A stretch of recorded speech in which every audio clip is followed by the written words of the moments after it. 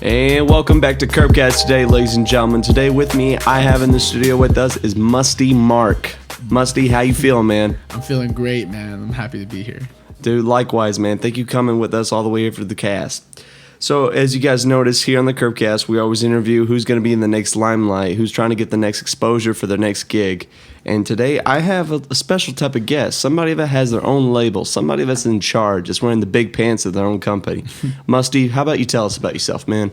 My name is Musty Mark. My original name is actually Mark Slegamelik, and it's a long last name. It's kind of crazy. So, a lot of people just kind of know me from that. If you knew me, people back in high school and stuff would be like, "Oh, that's a long last name," and so I would always get not teased, but people would notice that about me. So the first thing I did was kind of try to cut that off, and I put Musty Mark in front of it. And from that, I mean, everybody just knew it was different, and I knew it was different too, because who calls himself Musty? Right, yeah, it catches on really easy. Yeah, so the first thing is and that's exactly what I did when I was about 16 or so. I did Musty Mark, and then put the .com. I got a domain name, and that's pretty much how I got my name out there first. And me, I guess I think of myself as just a little bit of everything. I've booked shows. I I do marketing for my artists. I do graphic design, photography when they need it, videography when they need it, editing when they need it, engineering for their audio when they need it. Wow.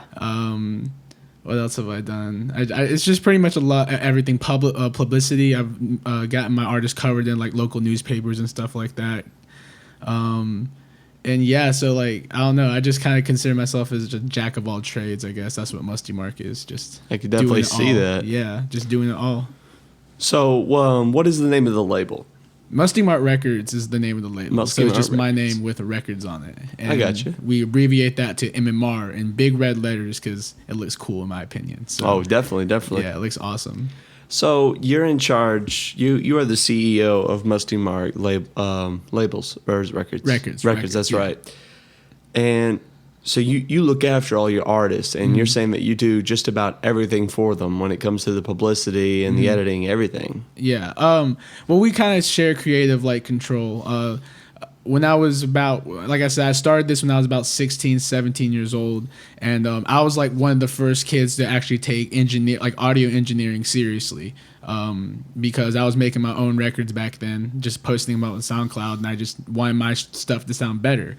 So from that, it was kind of all right, well, a couple of guys that I thought were, number one, they were my friends, and they were actually had musical talent. Yeah. Trig, one of the main artists on my label, actually won the talent show at our high school. Oh yeah. And another guy, Sass, he's another great guy, rapper on our label. He actually had a huge viral hit back when we were in high school. It was local, but it was viral because he had an ongoing rap battle with this guy, and he had this one song called "A Nail in the Coffin," and it was a diss over Eminem's "Nail in the Coffin." And it was just got his name out there, so it was crazy. And so from that, I knew them. Sass lived a mile away from me. Trig lived a mile away from me. And that's pretty much how it got to just being us three, the original MMR guys. And we kind of shared responsibilities on mixing music. I would teach them how to mix it, do a rough mix. And we would shoot our own videos. Trig was actually had background in editing videos from what's it called? Montages from World War, Modern Warfare and stuff like that. Yeah. And so he just knew all about how to cut stuff right. And so he would take a lot of the editing. And then Sass just has one of those musical ears, he just can go into a room, and when if he hears a song, he can either as an artist be oh, I can get on this, or as kind of a background person, a producer, he can kind of be oh, you should sing it like this, or you should use this lyric and it'll sound 10 times better. So, like I said, I run everything, but at the same time, those two original artists kind of work as directors in their own way. They, mix their own stuff, shoot and edit their own stuff. I, of course, book their shows and put stuff together for them, but they kind of do all the creative things. And I used to do that, but they kind of do it themselves because they know how to do it now. Very, very cool. So you're combining all your strengths together, and it comes out pretty nice, I'm assuming. Yeah, no, it's great, man.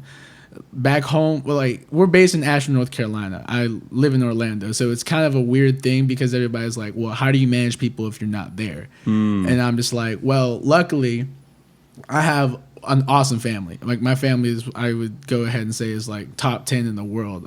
They actually really support all what we're doing. I mean, my room pretty much is the studio at our house, and even though I'm not living there, my mom allows them. My parents allow the guys to go over there and do whatever they want. With make their music, that edit is their very videos. nice. If they need to like shoot photos and stuff, we live in the rural North Carolina, so we have a large piece of land that we can just they can just do whatever they want on, and from that, like, I don't have to worry about how are they getting their music made, who's doing what. I can just worry about like, all right, I can do the business, which is luckily nowadays with the internet mostly almost all over phone and email. Like everybody's talking. Like I can literally book them a show with somebody I've never seen. Like I've never like looked at them face to face, and that's how we got our first show at the Orange Peel, a nationally recognized venue in Asheville, North Carolina. And I'd never even met the booking or the booking agent at the venue until the day of the show.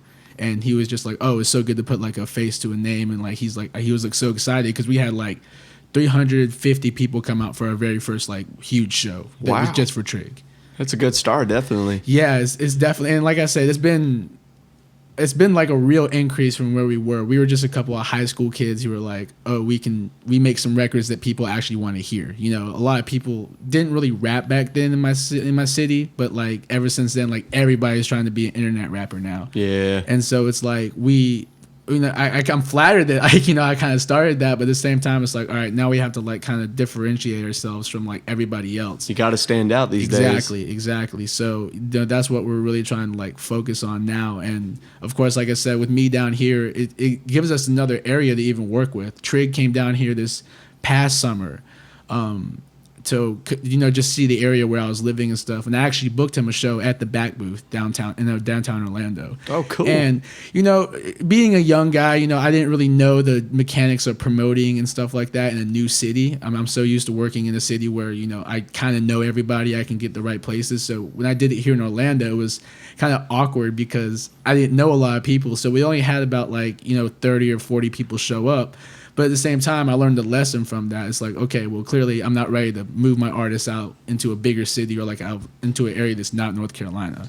Yeah, you got to definitely build connections, before, you just start moving into a new territory. Yeah, exactly. So, it's just, like I said, it's been all been a learning experience. I just went from booking a few shows for them to actually, handling the money to, my parents helping us out, giving us, little loans here and there for, shirts and stuff or website domains or whatever if we ever needed something big, they would, kind of be like, okay, here's this, pay us back as you guys make money.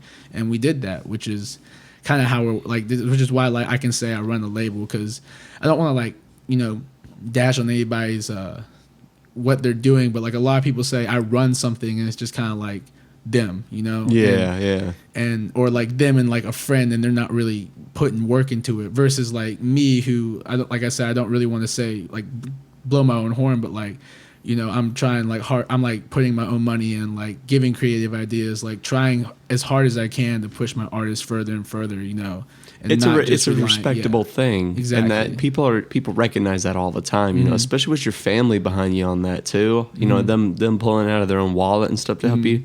That they notice that, I'm sure. Yeah. And at the end of the day, they're going to give you credit no matter what. Exactly. Yeah. And it's like I said, it's really great to see over time how people started really supporting us. We released Trig's very first mixtape. It was just something that we stole the beats from YouTube. We put them on a CD, and we put we made some CDs with just little crappy paper covers, sticker covers, and sleeves and stuff. And then we put them up on SoundCloud, so everybody heard them on SoundCloud. And the next day we brought 50 of them, and we sold them all for $5 a piece or $2 a piece or something like that. Hey, there you go. And so that was the first taste of wow, this is some good money, because that was $80, 90 something dollars, and we only had to sell a couple of discs. It was crazy, And how good did Trix? How did his mixtapes do on SoundCloud? Did they hit well? Did they go? Yeah, viral? It's weird actually, because we've had the very first mixtape we did, we had 2 or 3 songs hit over 2,000 or so, or 1,000, and that was like our very first time ever putting out like music as Musty Mark Records, and it was Good start. Yeah, exactly. And but other songs are only hitting like 200 or 300, so like it was kind of weird to see like, all right, well, what's getting plays and what's not. And so we didn't really focus on like planning it out. We started kind of like just messing around, like, okay, well, let's try this sound trig, or let's try this sound sass, and like we would put it up on SoundCloud, and they would get, you know, all right plays, but nothing like the very first mixtape, which got like a couple thousand plays. But then out of nowhere, last year Trig just drops this R&B tape called Appeal, and it just, like, at first it was dormant. Like, I think it dropped in like November, December, and January. There was like no plays at all, and like the very end of January, just 2,000 on one song, 1,000 on another song, 1,500 on like another song, 3,000 on another song, 4,000, 5,000 on another song. Man. And so it just started blowing up out of nowhere. And so, like, you know, it's really weird to see like how our fans react to stuff, because like I said, we started in just a high school, and we thought that was our only fans for a while. And then as time goes on, we started like going to other high schools or going to colleges, and people would be like, "Oh yeah, I heard about you," or like, "Oh yeah, like I went to your show." That's a good feeling too. It is though. Like I said, and they support us is the best thing.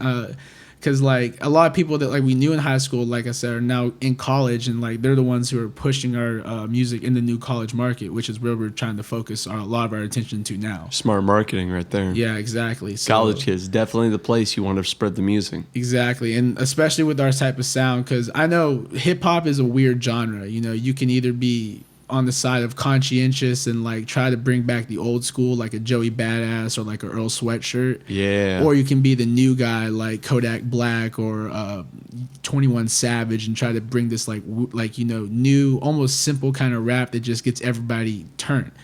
And so for us, that was like a challenge of trying to figure out, and it's still a challenge of trying to figure out, okay, what is the image that, you know, these guys should be? Because, you know, these artists that are huge, they have a certain image, and that's what draws people to them. Like Earl's a great dark kind of rapper, and that draws a certain fan to him.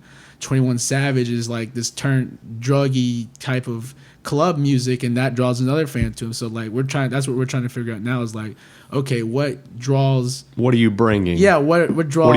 Who are you inviting? Exactly. So, you know, and I think college is really a way to figure that out, because there's so many types of. It's kind of like a bigger high school. There's bigger cliques, you know. Oh yeah, like that's actually a good way to put it. Exactly, it's just bigger cliques, and which is good because that gives, you know, a lot of people kind of a home and like a place to like, you know, like if there's like a bunch of like, I guess like nerds or something in the university, it's not like a small group, it's like literally a little community. So like if you like, you know, and the same thing with like athletes or like popular people at, you know, colleges, the ones that are always at like the frat events and stuff like that. Yeah. Those are like even like a clique too. And so like if you can infiltrate, you know, just those different type of cliques, you can figure out who's really listening to your music. Like for instance, Sass, I always thought it was just, you know, teenage white kids listening to it, because he makes kind of Eminem-esque type music. You know, he's really lyrical. He's kind of on some hard type beats. He's like a Yellow Wolf, like a Kasky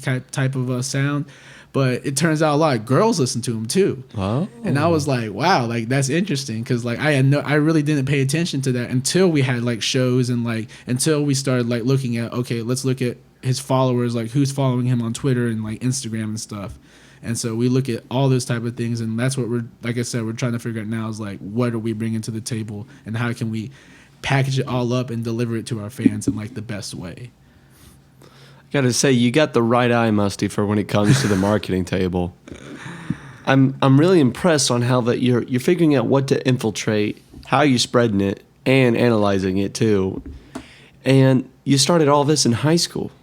Yeah, high school was a weird time for me, honestly. Isn't it for everybody? Yeah, it was super weird for me though, because like I said, my family, they support us because they kind of come from money, like, and I don't try to like, you know, hide that. I'll never try to hide that, because they support us 100%.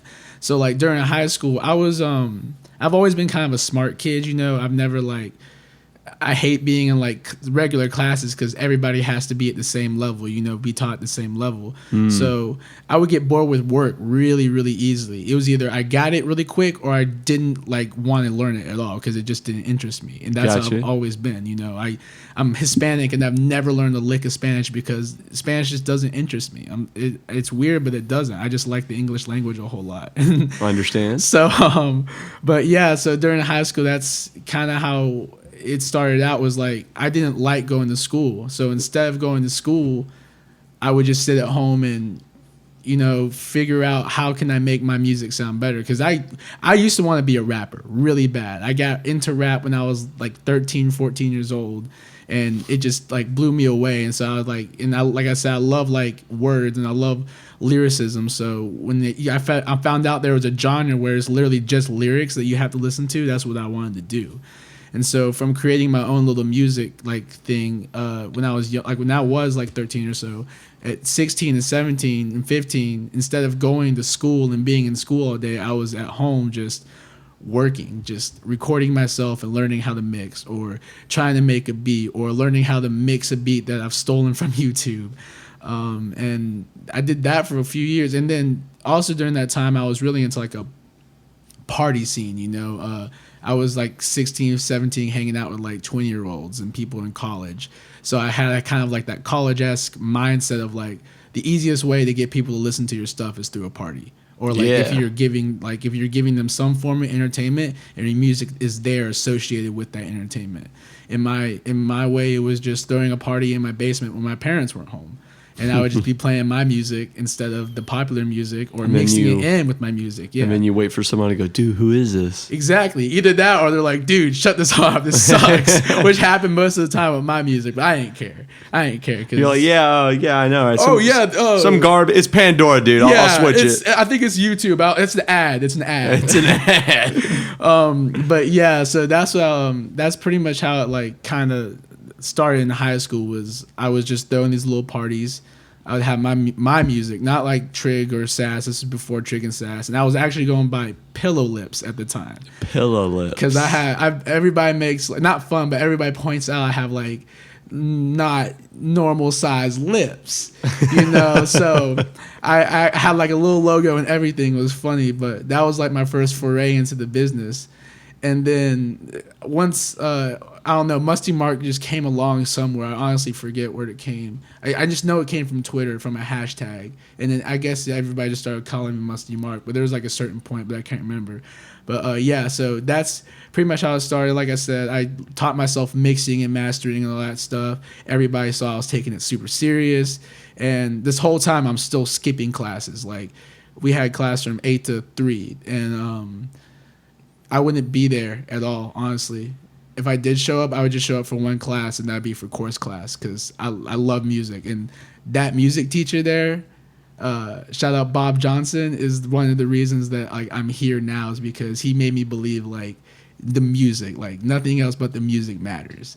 And like even like, and I was like I took chorus seriously too. Like it was something I loved. My parents have always been musical. They used to be in an orchestra. They sing in chorus. They know how to play like 3 or 4 instruments themselves. Oh, cool. So like I've always been around music, and then having like that other like that teacher like influence, like telling me like, you know, I love classical music. I can't read a note, but like I love it. And he noticed like my love for music, and he was just like, he was okay with marking me like there, even though I wasn't there, or even though I hadn't been there all day, because you're supposed to report that to the principals when you're a student shows up for only 1/4 of the day. That's the good teacher right there. So yeah, he was really just, and like I remember a lot of times, because I was, you know, screwing up in school just because of like I was in kind of like that party mind state, and he was like one of the guys that like, you know, sat me down, was like, you're smart, like you know what you're doing, like kind of with this music thing, like don't screw it up, like you're gonna do something, just like either stick to education or stick to this or something, like just don't screw it up. Just don't be a party animal. Yeah, just don't be a party animal, pretty much. And then like, you know, of course I still went and was a party animal, but that stuck in my head for like a long time. And like I like to think that like, you know, my that time gave me that, you know, chance to feel like what it's like to be a party animal and stuff. Yeah. Like in high school, I got that all out, because here at college, I'm only 20 years old. I'm not like trying to find the move every Saturday and Friday. I'm not like when I go home, of course, I like to, go out and see my friends and like, maybe a party or two, but I'm not, if I'm there for like a week or two, I'm not like out every single night trying to do something. You're improving your craft and your marketing right now. Exactly. Yeah. So like, and it's all about just sitting at home and like, looking at what I can do to improve my future. And then when I'm 25 years old, I'll be partying in LA with like Diddy or something, man. I don't know. So that's the way I think about it. It's a good way to look at it though, Musty. I like how you have it with your mindset. It's just, people they want a taste of fame and they want to get there and stuff. But it's what you put in is what you're going to get out. Exactly. And having your high school teacher reach out to you, you still partied and stuff and got crunk and all that, but it's good that that's set in your mind, Some kids, in high school or even middle school, they may not understand that, but when a teacher reaches out to you like that, it's not just, it could be a regular basis, but if it's the teacher that you really respect, and if they respect you and you admire their abilities, definitely take that into consideration. Exactly. I had a teacher similar to your, what was his name? Bob Johnson, Mr. Bob Johnson. Yeah. Mr. Kirk, he was we had a recording studio at my high school. Oh, that's dope. And I was in that thing all the time. I was trying to pick up left and right. When I heard about Full Sail, I was like, I'm going to go into RA and stuff like that. That changed a little bit being in, because I was also a theater kid, so I'm now show production. Yeah. But it's what the experiences that you pick up from these people that have been there and stuff, it's definitely something you have to take in moderation. If you don't at least just see what they're trying to give off, what they're trying to teach you, I think you're wasting your time. Exactly. Not everybody's a fan of high school, but you got to pick something up. Exactly. Yeah, that's the point. And you sitting here, you're only 20 years old. You got your own label. You got people under you that support you. Not just saying your family, but you got your fans. People see you live. They want to know what's the next thing that Musty Mark Records comes on and spits out. It's it just sounds awesome, and I can see that your emotion about it is just fire. You just love talking about it because all you're literally doing is just growing right now. You can only go up from here. Exactly. It's so fun. So I like that. Very, very neat. I appreciate Short and that. simple. I like where you're going, man. Yeah, man, it's fun. So let's go and talk about a little bit more about you, about your family and where you're from. Tell us about hometown. Okay, well, I'll start from the very beginning. I'm from Guatemala. I'm an adopted child. I was adopted at 16 months old from someplace outside of Guatemala City. I was born in 96. So from 14 months old, I was adopted by my parents, Cheryl and Cliff Slegamelik. And I have two half sisters. One lives with me. She's 3 years younger than me. And then I have another one that's a year younger than me that I've never met. Oh, wow. She got adopted by a different family in Spain or someplace in Europe. And so I've never met her in my life. It's crazy to think there's blood from blood, like family blood across the sea somewhere. That's very cool. So so I live with my little sister. I lived in Beaufort, South Carolina. Kind of near Charleston. If anybody ever asked me where it's at, because people have no idea where it's at. I mean, there's it's near Charleston or it's near Paris Island if you're military. And I lived there till 11, 10, something till 5th grade, I guess. And during that, I think that time, my childhood was kind of what really set the foreground for everything, because I'm reading now, your early childhood is really where you kind of set the things that will be you in the future. Yeah. And I'm reflecting on that, and I'm really thinking wow, that's so true, because I'm sitting backstage now as a manager, 20 years old, my own thing, my own artist. 17, 16 years ago, when I was 4 or 3 years old, I was sitting backstage in an orchestra, in a huge orchestra hall, because my parents were in the orchestra. Yeah. And so it's really weird to see how there's still constant things in your life. Here I am, 16 years later, and I'm still kind of doing the same thing. And so I really count that time as the point that really kind of grew me, because not only did I have my music, where my parents have a musical background, but the first thing was they always push education on me. Yeah. Like, and that's, I really don't take that for granted nowadays. Like, when I hit high school and like kind of realized, oh, I can't go to like the 4-year college that I wanted to go to, I was like, well, what can I do now? I dropped out of high school because I never finished high school, if I didn't mention that. I just got my GED in 2015 and was like, I'm going to go to Full Sail because that's my second choice because I know there's people like me there. But yeah, so my parents pushed education on me, and like it affects me here at Full Sail, affected me in high school, and it affected me now because it just gives me that curious, like that curiosity about stuff. Yeah. I know a lot of people that, didn't receive that kind of like push for education when they were younger, and they're not as curious as everybody else. They're just kind of like, they just let people tell them what's cool, or let people tell them what's like the thing.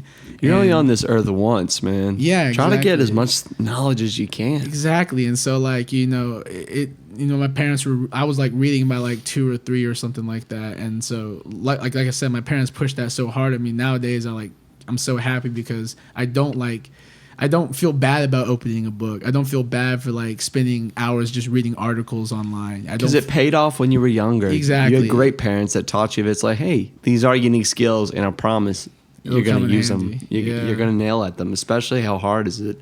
So they were on you all the time about grades and such? Yeah, when I was little, it was weird. My parents changed a lot. They're actually kind of older. I was adopted when they're like 40 something, so they're older. So like when they're like, that was kind of, I still considered them young back then, and so like they were young. My dad, but my dad got in, like a crazy accident when I was like 6 or 7 or 8, where like he basically had a motorcycle like destroy like his left leg, so he kind of has like a limp now. Yeah, and so he has like a limp. So like that really changed like the whole way I was raised as a child, because at first me and my dad were like super active together all the time. And, but like, now he's like, and then he just kind of like couldn't do as much of the things he used to do, and so like it kind of like drifted us apart because we like lost interest in some of the same things we used to have interest in. Like, right. He was a police officer, so he went from like being out in the streets to becoming like an office jockey, and he hated that because he just had to sit on a computer. Yeah. But me, on the other hand, because I was around that, like in his office all the time, I loved computers. I liked sitting on them and like getting on the internet and just you like still exploring. found something that you could still share with him. And exactly. Have well, that was the experiences. thing though. Like, he didn't like the whole computer thing. He didn't at all, and like I liked it. So it was like that kind of thing that started like push me forward, even though like it wasn't the thing that was like making me and my dad connect. But we still connect over a lot of stuff. But yeah, I just noticed like that kind of stuff is like what pushed me towards like being more technology driven and stuff like that. Because like I said, I love computers. We were lucky enough to have like internet and like computer games and stuff like a long time before it was like common for everybody else to have. Yeah. And so that was really big. And then I don't know, like I moved to North Carolina when I was 11 or so, and that was weird too, because by then I was starting, up to that point I kind of let my parents control my life, and then when I kind of started getting the sense of like I'm different, like as in like I'm smarter, I'm Hispanic, but I don't have like what's it called, Hispanic qualities. I don't have an accent. I don't know any Spanish. Yeah. It kind of set me apart from like a group that like you stand out and you noticed it. Yeah, it's weird. So like I kind of struggled with that at first, and then I started to kind of rebel around that time we moved. So like I was growing my hair out long, like it was down to my back. I was wearing like black hoodies, all this weird, like I was into like Hawthorne Heights and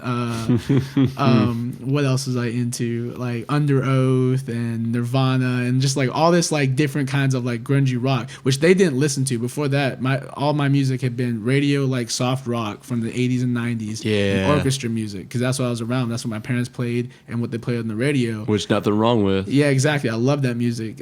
Like I said, that early part of it made it stick with me, but I started figuring out what I liked musically, and I was drawn to like hard rock, like screamo and stuff like that. It was crazy. And so from that point, like that was like my really rebellious stage. Like I said, I was listening to that music, trying to like act kind of punk goth or whatever. And I was in North Carolina in the middle of like a kind of a conservative Southern Baptist area. So it was kind of weird to be brown and emo and listening to like crazy music. And One I hell wasn't, of a standout. I was crazy looking, but everybody knew my name. So And that's the good thing too. That was Exactly. something that I wanted everybody to know when I was growing up, is to everybody know who I was. Yeah. You know, I wanted to be popular, not as much as being the center of the stage at pep rallies, but just people knowing who I am, people Exactly. talking good about me and stuff. Yeah. And you nailed it, that I'm assuming. Yeah, no, I mean, it's weird. Like, I've always been kind of a talkative, friendly person, but when I was going through that rebellious stage, like, I was still talkative and friendly, but I was really introverted. You know, I didn't like to go out because I didn't want to. I was living in a new place. I didn't want to go out and explore. I wanted to like stay inside and watch YouTube videos. That was back when like YouTube started coming out. And I wanted to play Halo 2 all day and Halo 3 all day and all that stuff. Like, I just didn't want to be outside. And I played so much, like, that was like my gamer type of time Stage. of life too. Yeah, I was playing World of Warcraft and Guild Wars here and there, and Halo. I was playing like, you know, the not the MLG circuit, but what was it, game battles or whatever. I was doing that like really hard. So it was just a weird time for me. And the whole time I never thought of music as like the thing I wanted to do. And I think you and I were pretty hooked on that thing. Way younger, I was addicted to video games. It got bad to the point where I wasn't allowed to play during the week except Same. like Wednesday nights. Damn. Because I guess my grades were being affected by it.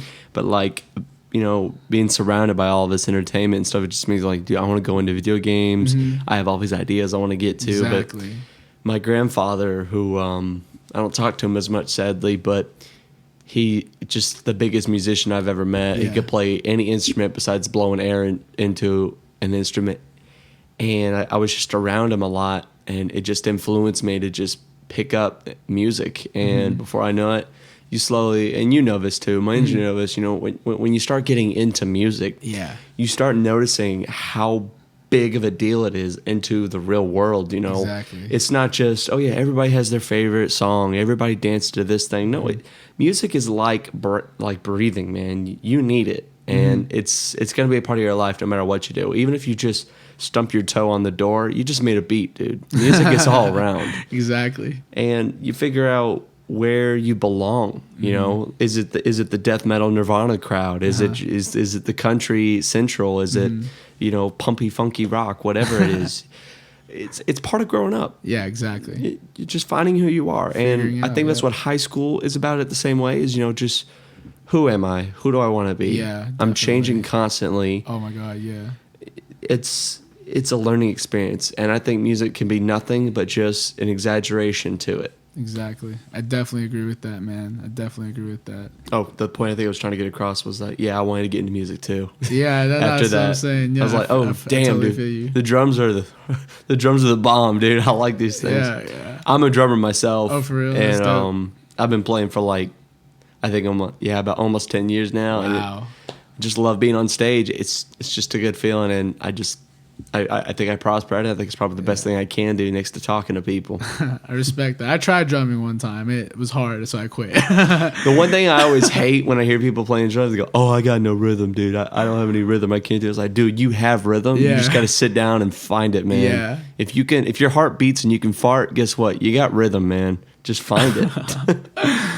So, it's amazing that what you do, and the people that you have support, because support is such a huge key especially in our industry, man. Like, we want to make it to the top, and it's going to take a lot out of you. I know a lot of parents are afraid of their children, you know, wanting to get into especially the music industry because it's risky. You don't know scary. what's going to happen. One minute you may feel like you're on top of the world, but then before you know it, you may have lost the chance. Yep. So a lot of parents ever really discourage their kids to be like, oh, no, go be a lawyer, go play football, go do something else. But I don't know. I admire that your parents, even that they help, you know, pay for a lot of things, Yeah. for merch and, you know, getting gigs, and I'm sure stuff like transportation, all Yeah. that came into play. It's really cool out there. Shout out to your folks, man. Definitely, yeah. And they adopted you when you were only just a wee bitty, I'm yeah, assuming? I was 16 months old, so like literally That's a beautiful. year and 2 months or something like that, 4 months. Cool. So what age exactly did you start, you know, feeling the thing for music? Well, for the age, there's two different points in my life where it was like, okay, I love music, and then there was like, I want to do this for the rest of my life, music. Okay. I love music was, I guess, from the womb. I mean, I came out and I just loved music. I liked hearing radio. I liked hearing chorus. I just grew up around music. Like I said, my parents and everything, like it was just always around. So I can't even like pinpoint the exact day. I just knew I've always had an interest. I just love it. You know, it's just, if it's just sounds good. I don't care if it's country, rock, a stick in the wind or a leaf in the wind. As long as it just sounds pleasing to my ear, I just love it. And so that would happen for like at least 13, 14, 15 years. And then I'd probably say around the time that I discovered rap was where I really figured out like this is what I want to do. Rap was your like, it's like your gateway. Exactly, because you know, just like a lot of like the old rappers, like the great ones like Biggie and like all the 90s guys, like they, and even no, not even them, the OGs like DJ Kool Herc and all of them, like from the 70s and 80s, like they never like learned an instrument.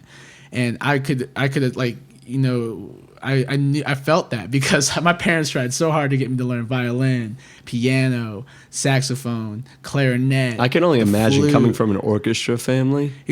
Everything. Luckily, I got. Do you like the cello or you a piccolo? I took violin lessons for a year in 5th or 4th grade, and I don't remember any of it. They've tried so many. Like I've learned how to read music and learn how to do and like write music. Like likewise, sheet music, man. Yeah. So many times, and I still can't do it. I told my mom, I was like, because my stepmother, best thing ever.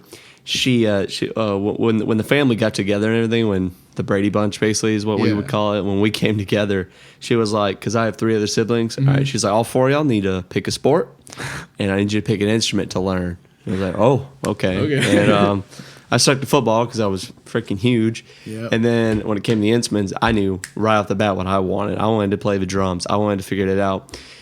I wanted to learn the drum set. Yeah. But this teacher, I don't know if she said something on accident or he saw me and went, hell no, this is what he's going to do. But I started on the xylophone, and I wasn't really jazzed up about that. Yeah, but I'm not going to say that I regret it because that xylophone taught me a lot. Mm-hmm. Because learning how to play the bells in the xylophone, I learned how to read music. I learned how to write music.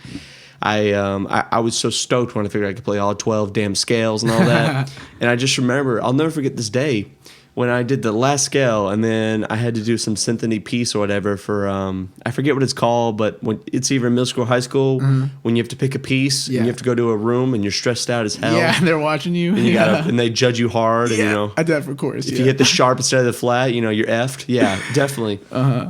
And I remember when I finally nailed it down, he went, all right, Kirb, you're good. Well... And I was also learning snare drum at the time, so I knew all the paradiddles and the rolls and the flicks.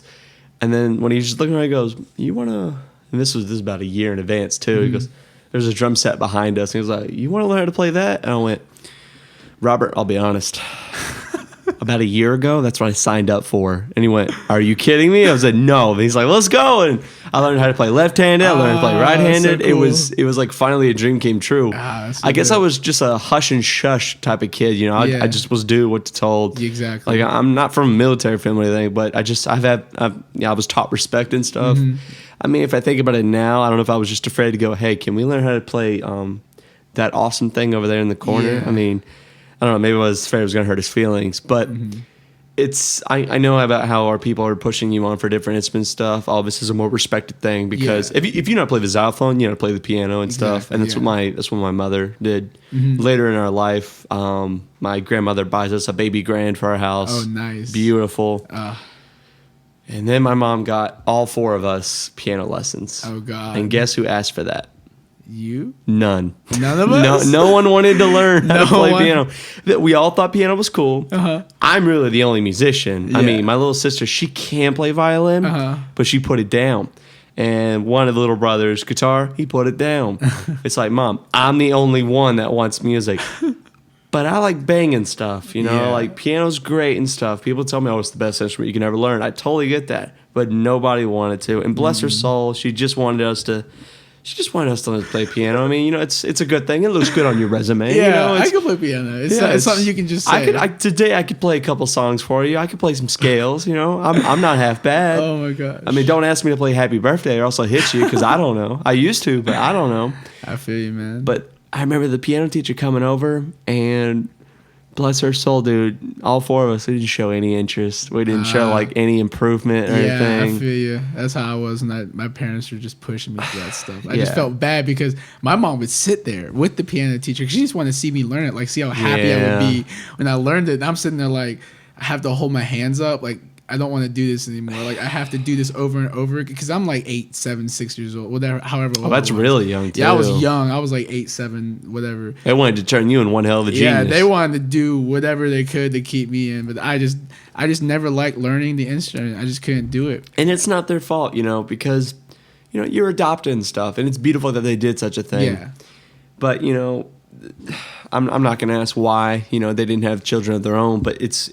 I'm sure they saw it's like, we want our daughter or son that we want them to be part of our life, and that's orchestra, that's beautiful music, that's long indeterminate pieces and stuff. So I can see where they were getting you on violin, piano. Yeah. What else did they try to make you learn? Well, my dad played clarinet, so there's that. There's violin, piano, the flute. What else? The guitar. And we're not bashing any of these instruments either. It's no, I respect everybody that can pick them up and do amazing things. Dude, playing an instrument enough is awesome. Exactly. Like if you can literally sit there and make beautiful music, I don't care what. That's awesome. But me personally, I just had at that time and even now, I tried to teach myself piano this like last summer, just couldn't do it. Still, I just don't have the self-discipline to like learn it like that.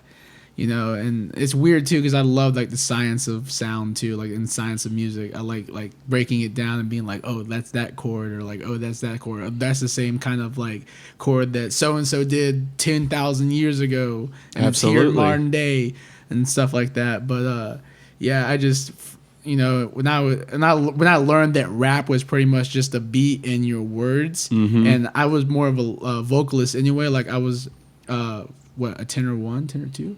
I did tenor 1 and then tenor 2 in high school when I was in a musical. So I like singing, but I didn't want to do that.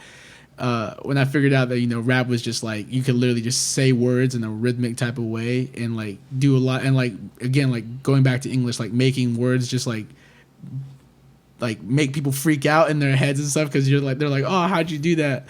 It's cool. Like I remember one of the classes that I took for full sail and stuff. We were talking about the nature of just human and beats. People physically do dance when it comes to just listening to the beat itself.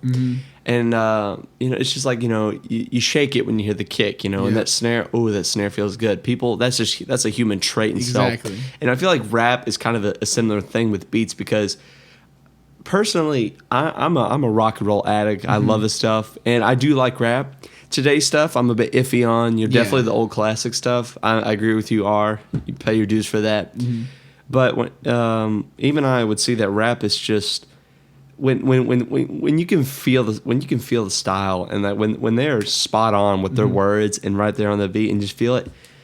I feel like it's a human thing to just not to like it. Like it's hard not to like that thing. Like you at least gotta give respect. If you're just a hardcore opera listener, and if you hear Young Thug, you're probably not gonna be much of a fan. But you listen to Young Thug, the dude's got it on the point. And at least somebody be like, hey, I like that. Just give respect to it.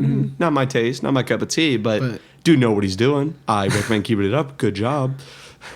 So I think rap is kind of a similar way. Exactly. No, I totally feel you. I've done a lot of research on rap, and it was based off of slave chants and stuff like that. Even if you go way back to Africa, it's based off of what's it called, battle rhythms or stuff like that. I don't know. It was the way that the tribes would communicate with each other with music and loud noises and stuff like that. I can't remember it, but so it's derived from just being a beat and spoken word and just not relying on musical sounds, really just relying on your voice and whatever the beat's coming from. And so that's again it was just so simple. It's wow, I could really just go.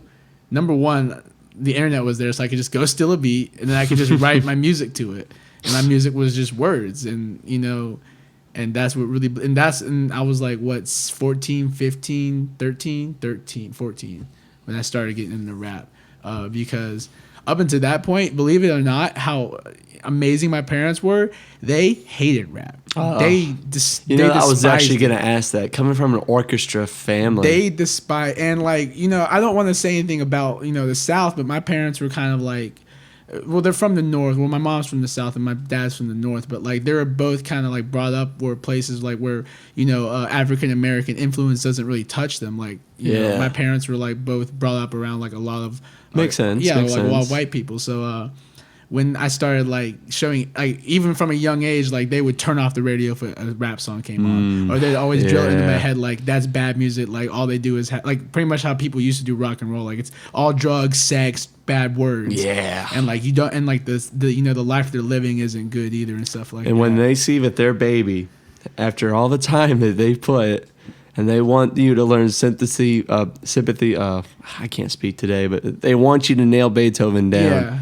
But instead, when you start listening to Tupac, I bet they were like, "Oh my God, no!" That and the number all one the thing we rock didn't music. want. That and all the rock music was all it was. Like even when I said when I was in the Hawthorne Heights, like my dad despised it because Under Oath, like Under Oath is honestly my favorite.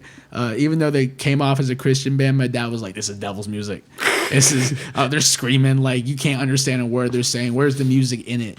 I remember one time I brought an Under Oath CD to my music class when I was in 5th grade, and because we had to find music that had a beat, and I played one of my favorite songs, and my music teacher was like, "There's no beat to this. Like it's just it's like drum they're not like the rhythm would just change all the time. There's no like standard rhythm," and he was trying to teach like rhythm and stuff. Yeah. So like it was crazy, but so like that was the first like time that like I had met like resistance from like my parents, other than like video games stuff, like from music. Like they're like, don't listen to that.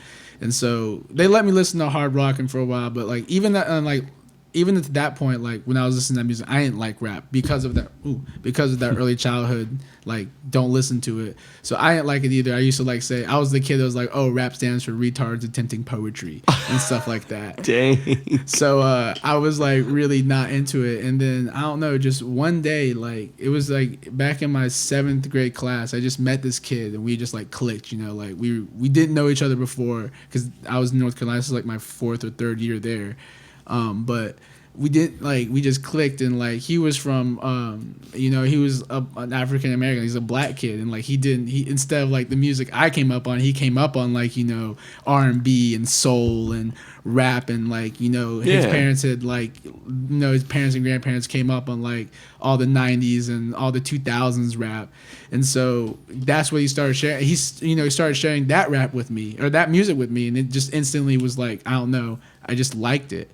And the very first album I bought was Rick Ross's album, Deeper Than Rap, and then ever since then it was just different. Yeah. Hooked, man, hooked. Yeah, because like I had been exposed to like the first exposure I can say to rap that I really took seriously was Soulja Boy and with the Crank That and stuff. Because like I think everybody my age can say like that was their kind of first exposure to like a song that was huge. I mean, other than like the 2000s, but like to me at least, the internet age kid. Dude, I remember Soulja Boy. Soulja Boy was that guy. That went across the country, dude. Exactly. So that was the first thing, and like so I kind of can say my first exposure to rap was Soulja Boy, but the real first like time I wanted to get into it was like when I heard like Rick Ross and stuff like that. I got you. And so, but wanting to learn about rap, I learned I ended up liking what was popular at that time, like Lil Wayne and stuff like that. But learning about rap, I learned that like there was generations of rap before that. There was Biggie, Tupac, guys from the 70s and 80s, like the Run DMC and stuff like. I had never known that because I had never known rap at all. So I went back from like listening to like 2010, 11 music to like listening to 90s and music stuff like that. And so I just basically taught myself rap pretty much. And from that, that mixed with the passion I had in my teenage years to start pursuing like a rapping career, kind of turned it into like, yeah, that's what I want to do for the rest of my life, either music or working with music. Gotcha. Yeah. I definitely agree with that as well. I of course want to be somewhere on stage. You know, I would love to be there in the limelight, especially with music. But you know, if we can't be the music, we have to work with it somehow. Yeah, you gotta support. You gotta spread it. That's the way I see it. If you can't be the star, and some people just aren't cut out to be, it's just one of those things. You are, you aren't. Like you just gotta be like, all right, I'm not. Well, I can't get mad about it. Let me just spread the word on whatever I think is good. You know. Exactly. And those people end up becoming like bigger than the artists themselves sometimes. Like if you look at what's his name? Like David Geffen and stuff like that. And who's the other guy? There's another guy I really look up to that's just like bigger than the artist himself. Like Jay-Z and stuff. Like even though he was an artist, like, and he found a bunch of other artists, like he's bigger than just being an artist, you know. Like of everybody course, respects him like more than just like, oh, he made a couple of raps. Like he's a businessman now.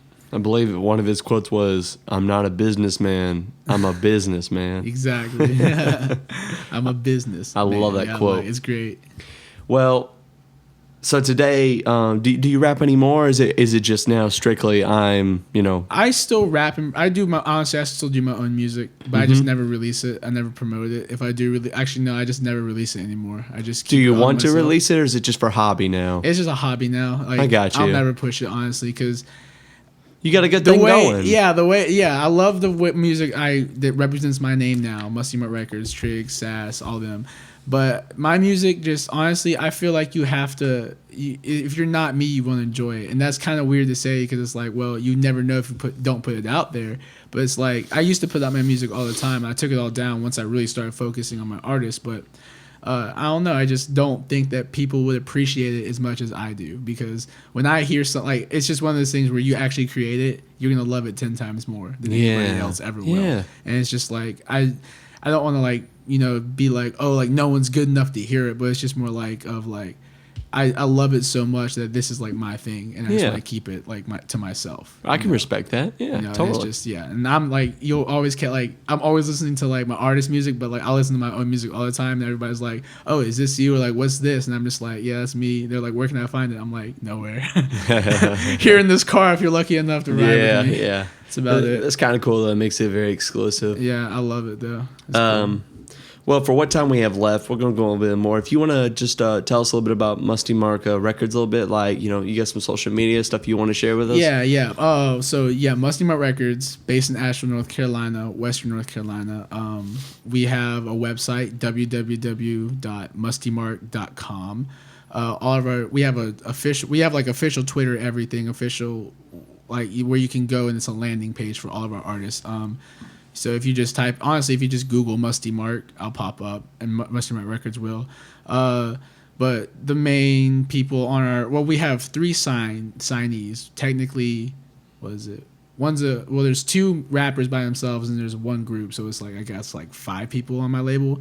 But so you can look up Trig at 828 Trig. You can look up Sass at Sass 828. There's Ken Trips at Ken Trips 828. I have a guy named Chris Angel, which is cool. His thing is at 828 Chris Angel. I mean, we're honestly all at MMR PYP or like honestly, like I said, just Musty Mark Records anywhere will pop up. I got you. You got quite a few people under your label, huh? Yeah, like I said, they're all. Yeah, we have Trig is our main rapper guy. He's pushing the pop rap. We have Trip Gang that's kind of like the underground but still kind of pop, like kind of banging beats type of rap. And then I have a guy. We just have this guy. We just got him actually. It's kind of like a mini project for me. His name's Lee Kwan. He's more of a positive rapper. Positive rapper. Yeah, he doesn't talk about drugs and stuff. He talks about real life stuff. He tries his hardest not to cuss or like really make like regular derogative type of thoughts that regular rap would about drugs, sex, and all that. He really tries to do uplifting stuff and real life stuff. And it's cool that you have your designated rappers for these different type of crowds too. Really smart. Yeah. Is Marky Mark is it just a rapping label? Musty Mark? Are you open to more? For genres? Right now, it's just rap. Okay. And, it'll stay rap for a while. I love all genres of music. And that's what I tell people all the time. But being a business, I can only work with people that I know will make money, and I know because rap is what you're good with. Yeah, exactly. I know that. Like I said, I taught myself rap. That was the first thing I ever taught myself was rap, And so I know the business. I know who's listening to it. I just know a lot about it. And so for a while, I'm going to be, and honestly, it's just me. Musty Mark Records, even though it sounds like a business, is just me. I'm the one who, like I said, I'm the one who's booking the shows. I'm at the shows, managing. I'm making the shirts. I make the designs for it. I do everything. So it's just one person right now. And as long as it's just me, and I'm probably going to stick to rap, even though I love like good indie rock and good jazz. So yeah. That's pretty much what it is. Like right now, I'll probably just be rap for a long time until like we get bigger and bigger, and I can start signing stuff without worried about it. Well, stay comfortable and work with what you got, of course, especially with the rap game itself. You sound like you know what you're doing, and that you have designated dudes to shoot to different types of genre or like feeling. Because today genres are turning more into moods than anything. So definitely a good job on that and pushing it there.